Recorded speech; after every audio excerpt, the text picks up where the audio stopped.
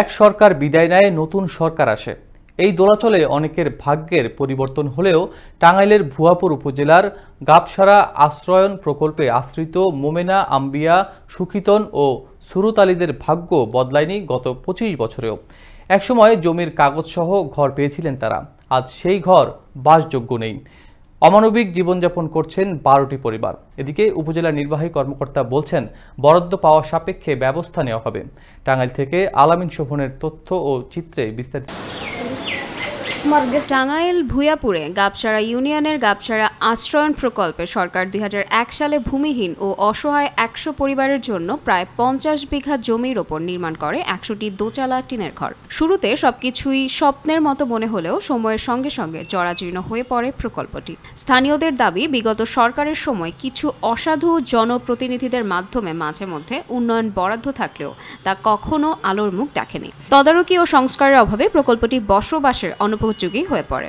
ফলে অধিকাংশ পরিবার আশ্রয়ন প্রকল্প ত্যাগ করে অন্যত্র চলে যায়। কিন্তু যাদের একেবারেই মাথা গোঁজার ঠাঁই নেই, তারা আজও প্রকল্পের ভাঙাচোরা ঘরে রোদে পুড়ে বৃষ্টিতে ভিজে মানবেতর জীবনযাপন করছেন। এই ঘরের মধ্যে থাকার কোনো কুত্তা বিলাই তো থাকে না, আমরা ইয়াবা করে থাকতেছি। তাহলে আঙ্গুর কি কোনো ব্যবস্থা নেরা সরকার করা হারেন না।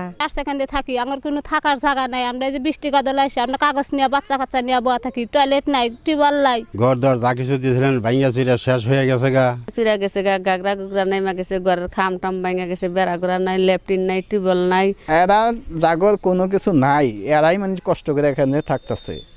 এগর যদি জায়গা জমি থাকতো, এরা কখনো এই জায়গায় থাকতো না। এই প্রকল্পের বেহাল দশার কথা বারবার জানানো হয়েছে, কিন্তু কোনো টেকসই পদক্ষেপ নেওয়া হয়নি। কেউ নজর দেয় না। আমরা অনেকবার চেষ্টা করছি, তাদের নিয়ে অনেক লেহালেহি করছি, কিন্তু কেউ গুরুত্ব দেয় নাই। আমরা এখন যে বর্তমান সরকার আছে, আমার বিশ্বাস যে এরা যদি ধরে তার কাজ হবে। এ প্রসঙ্গে উপজেলা নির্বাহী কর্মকর্তা বলেন, ঊর্ধ্বতন কর্তৃপক্ষের সঙ্গে যোগাযোগ করে বরাদ্দ পাওয়ার সাপেক্ষে ব্যবস্থা নেওয়া হবে। বরাদ্দ পাওয়ার জন্য আমরা সরকার বরাবর ইতিমধ্যে আমরা চিঠি দিয়েছি। আমরা যদি সরকারি কোনো এখানে যদি বরাদ্দ পাই, বরাদ্দ পাওয়ার প্রাপ্তি সাপেক্ষে তাদের জন্য আমরা সুন্দর করে তাদেরকে আমরা বাড়ি নির্মাণ করে দেব।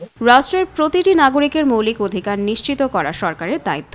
ভূমিহীন, অসহায়, ছিন্নমূল মানুষের জন্য নির্মিত এই প্রকল্পটি যদি যথাযথভাবে সংস্কার ও তদারকি করা হয়, তাহলে তারা আবারও ফিরে পেতে পারে বাঁচার স্বপ্ন, আর আশ্রয়ন প্রকল্প ফিরে পেতে পারে প্রাণ।